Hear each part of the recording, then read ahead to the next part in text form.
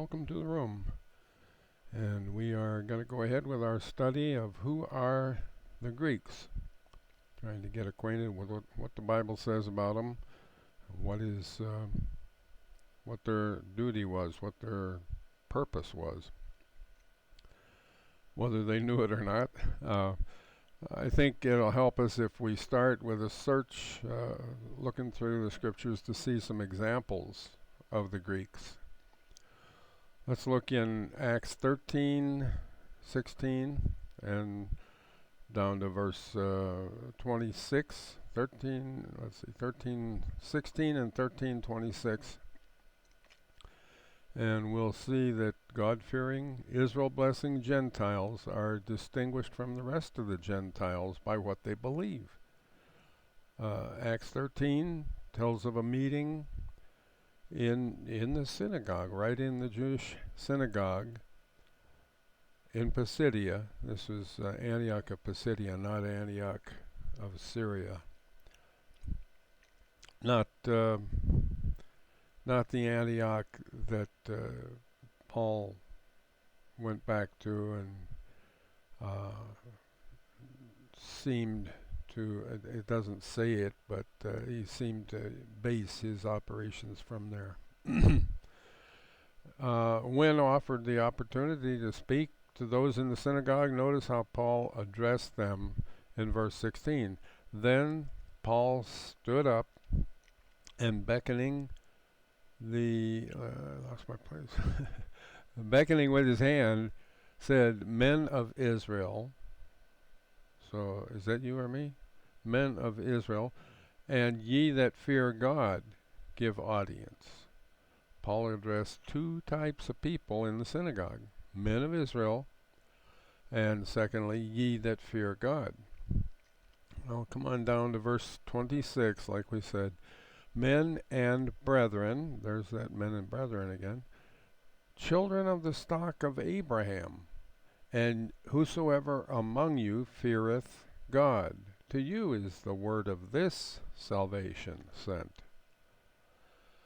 Again, Paul addresses the two types of people present in the synagogue, men and brethren. But then Paul goes on further to define them as children of the stock of Abraham, and whosoever among you feareth God. Excuse me a moment.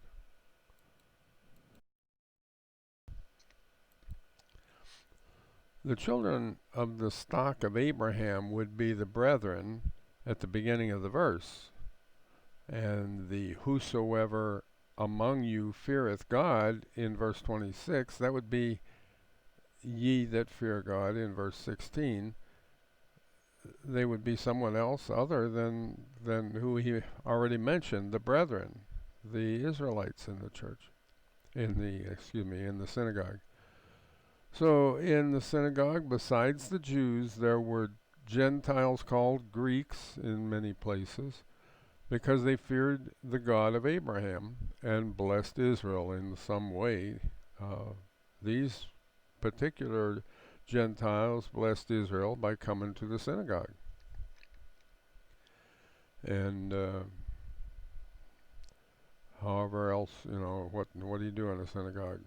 You usually agree. They would agree. They would not be rebels there. They were cooperators with Israel's program.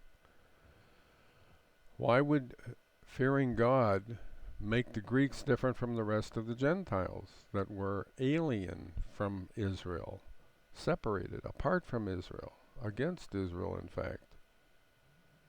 Well, that relates back to Genesis 12 and the covenant that God made with Abram, later renamed Abraham. We know him by Abraham mostly, but at the time of this covenant, he was Abram. Genesis 12:1. Now the Lord had said unto Abram, Get thee out of thy country, and from thy kindred, and from thy father's house, unto a land that I will show thee. So there's the first mention of the land. Verse 2, And I will make of thee a great nation, and I will bless thee, and make thy name great, and thou shalt be a blessing. And I will bless them that bless thee, and curse him that curseth thee, and in thee shall all families of the earth be blessed. A lot of good things there, isn't it? I think it was 7 if I counted right. In that covenant, you can see God gave special status and blessings to Abraham and those that descended from him, later defined as those descending through Isaac and through Jacob, Jacob being renamed Israel. So you've got the children of Israel then, the 12 sons, 12 tribes.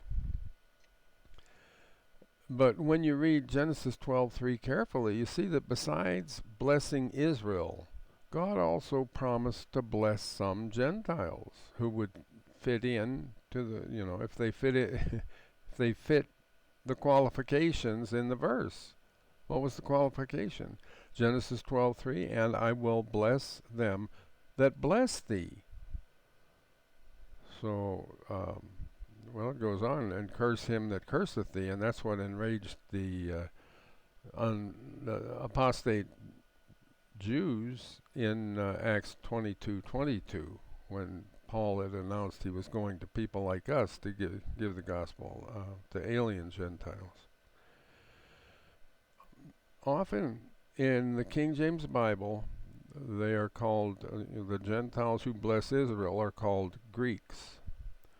So in the Jewish synagogue in Antioch of Pisidia, after preaching the gospel of God, and you can find that in Acts 13 verses 28 to 37, 28 being also the last part of the death, burial, and resurrection, the DBR it's sometimes called.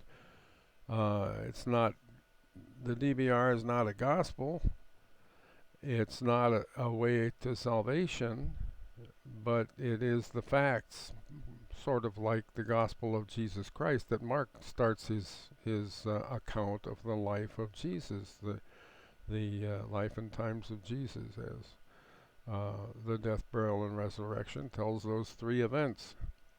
The resurrection is part, though, it's part of the gospel of God that tells us, it identifies Jesus. When he comes, you'll know him this way, in other words. That he's the Son of God, he's the Messiah, he is risen from the dead. So in Acts 13, verses 28 to 37, you've got that identification of who Jesus is, called the gospel of God. Paul was preaching this salvation as opposed to that salvation which they had already heard, the gospel of the circumcision. Paul said, to you is the word of this salvation sent. This salvation was sent to the Jews and the God-fearing, Israel-blessing Greeks in the synagogue. It was not yet sent to the rest of the Gentiles. If the rest of the Gentiles wanted to be blessed, they had to bless Israel and become part of that, the Greeks, the God-fearing, Israel-blessing Gentiles. Remember that Greeks are often, they're a specific condition. A condition of Gentiles. They didn't start as Israel blessers. They came to a point where they realized that God was working in the world through the covenants with Israel, and they wanted to be part of that. They searched the scriptures, found Genesis 12:3, I will bless them that bless thee, so they blessed Israel. They became Greeks. But Greeks are a specific condition of Gentiles. All the Gentiles, all the Greeks, all the Jews and Greeks in the synagogue were believers that God delivered covenants of promise to Abraham, Isaac, and Jacob. That's different than believing that Christ died for your sins, died on the cross. It's a different gospel. It was Israel's gospel that those Gentiles before Paul, they were siding with Israel. They were taking up those covenants by blessing Israel. But their condition depended on their belief or disbelief of Jesus being Israel's Messiah, risen from the dead. In Acts chapter 14, verses 1 through 4, in the synagogue in Iconium, we can clearly see the distinction between the Greeks and the rest of the Gentiles. They are two different people groups. First, let's look at the verses. And for context, we'll read them. We'll read from Acts 13, verses 50, 51, and then go back to chapter 14. But Acts 13:50 starts off, "But the Jews stirred up the devout and honorable women and the chief men of the city, and raised persecution against Paul and Barnabas, and expelled them out of their coasts." Jesus said that would happen in John's, was it John? Yeah, John 16, verses 1 to 3. Acts 13:51, "But they shook off the dust of their feet against them, and came unto Iconium." And so you get to verse 1 of chapter 14, "And it came to pass in Iconium that they went both together into the synagogue of the Jews." So they're talking to Jews, not to people like us. They were sent to the Jews. Now, they're not restricted from talking to people like us, but the basis of their sending was to make the Jews and the Greeks into provokers of Israel, provokers that would provoke Israel to believe, almost like the signs did. Before we go on, let's discover what condition of Jew hosts the synagogue. What are they like, the people that run the synagogues? Look at John 9:22 for an example. There's 3 or 4 verses like this that show, but it says, "These words spake his parents because they feared the Jews. For the Jews had already agreed that if any man did confess that he was Christ, he should be put out of the synagogue." So the synagogue hosting Jews would not believe that Jesus was the Christ. That was their condition, that of being disbelieving Jews. So going on back to Acts 14:1, "And it came to pass in Iconium that they went both together into the synagogue of the Jews, and so spake that a great multitude, both of the Jews and also of the Greeks, believed." So here we see a second condition of Jews that we're still in verse 1 of the 4 verses we were going to look at the beginning of 14. There were Jews that believed the gospel of God, under which Paul was separated. It says in Romans 1:1, he was separated under the gospel of God. And when he came and preached it, some of the Jews believed it. That's a certain condition of Jews called believing Jews. At least I call them that. In verse 1, besides the 2 conditions of Jews, we also see some Greeks. And the verse tells us the condition of those Greeks. The Greeks believed that Jesus was the Christ. When Paul preached it to them, their condition was that they were believing Gentiles. That's what we saw up there. A great multitude of the Jews and also of the Greeks believed. So let's look again at verse 1 of 14. "And it came to pass in Iconium that they went together into the synagogue of the Jews, and so spake that a great multitude of the Jews, both of the Jews and also of the Greeks, believed."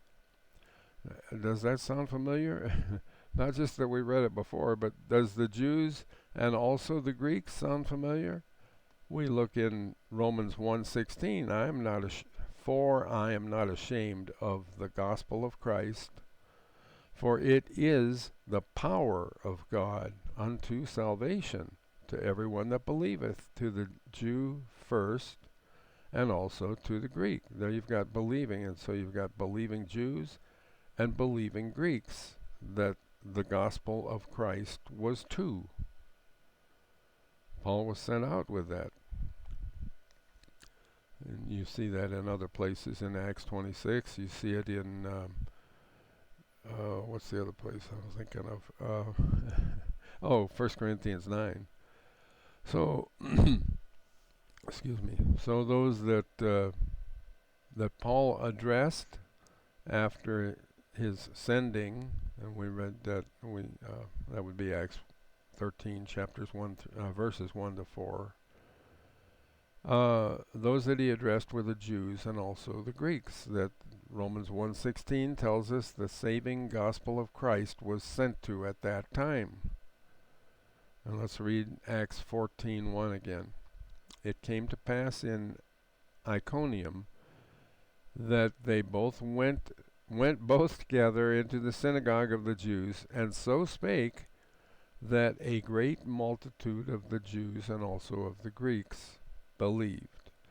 It sounds like Paul is going into enemy territory there by going into the synagogue, but they're the ones to whom Christ sent Paul, as reported in Acts 26 verses 16 and 17, and we'll get there in a minute.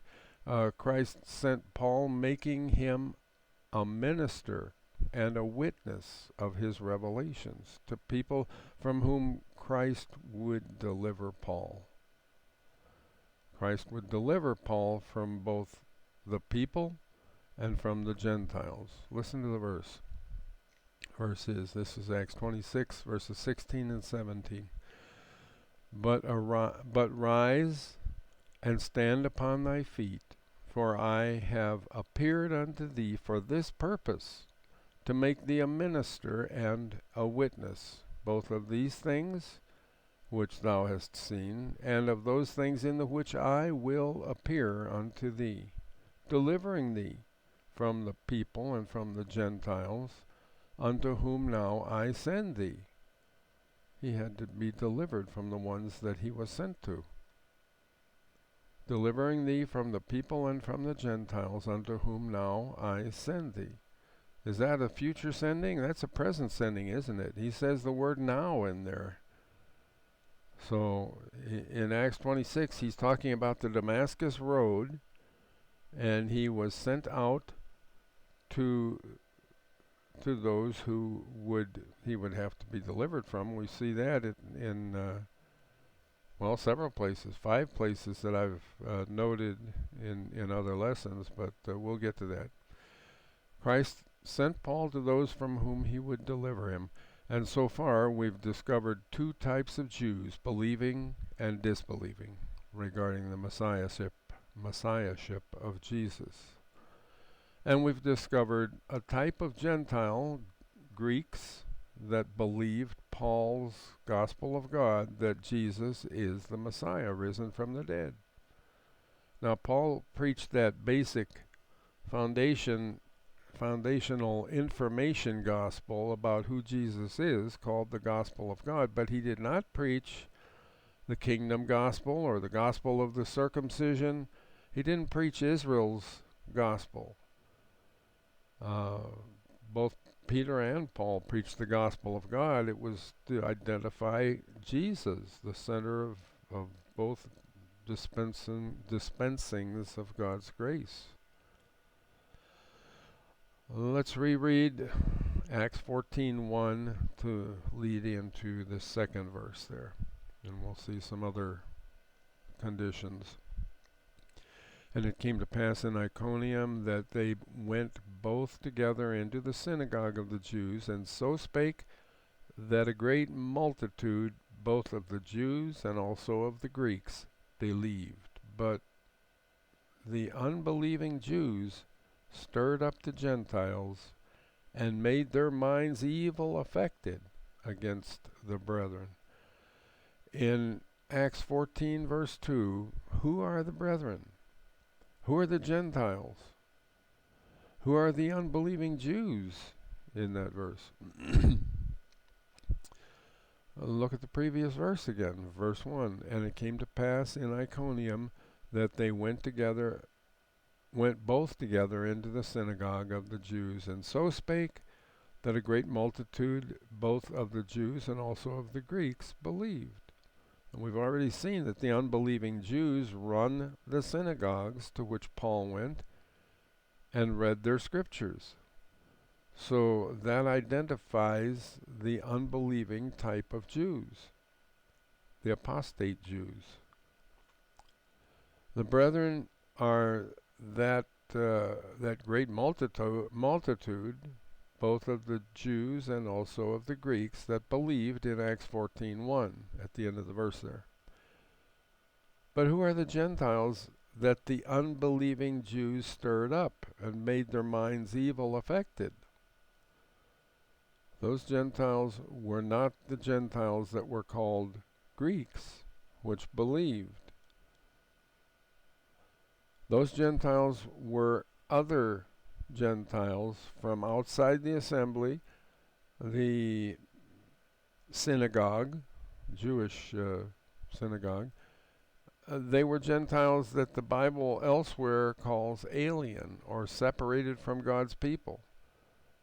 Those Gentiles didn't care about God, the God of Abraham, or the Jews. They had to be stirred up before they got involved. Let's look at verses 3 and 4. Acts 14, starting with verse 3.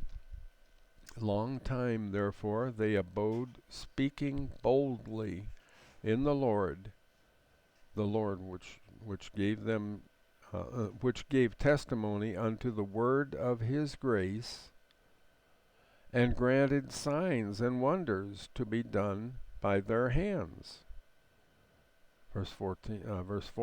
But the multitude of the city was divided, and part held with the Jews, and part with the apostles. So you've got these Jews from outside, or that were against Paul, stirring up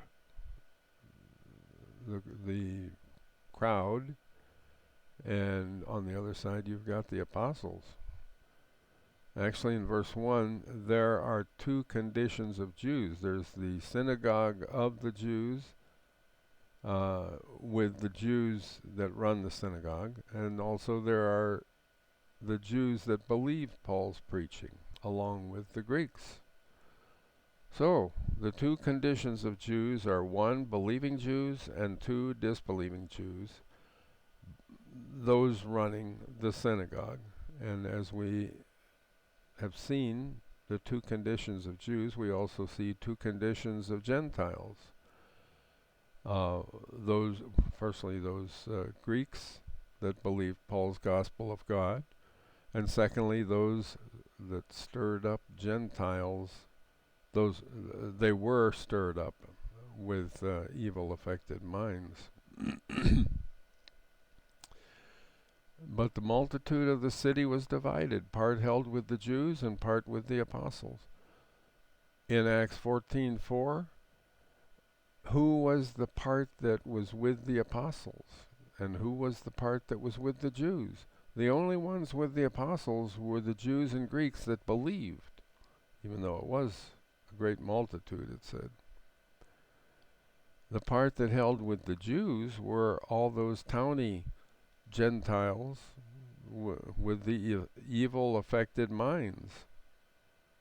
We can see right there that there were two conditions of Gentiles, the Greeks, and secondly, the aliens from Israel. We go on down in chapter 14, a couple more verses here before we close for today. Verse 5. And when there was an assault made both of the Gentiles and also of the Jews with their rulers to use them despitefully and to stone them, they were aware of it and fled. And as we go back over the passage, we see that in Acts 14:1, both Paul and Barnabas went together into the synagogue of the Jews. together. And when they were in there, we're next lesson tomorrow, we'll consider Paul's mode of operation that he mentioned in Acts 17, 17 first 3 verses. So we're done with this lesson, and any comments or questions, please bring them up, post them in there so I can see them, and we'll get right to them.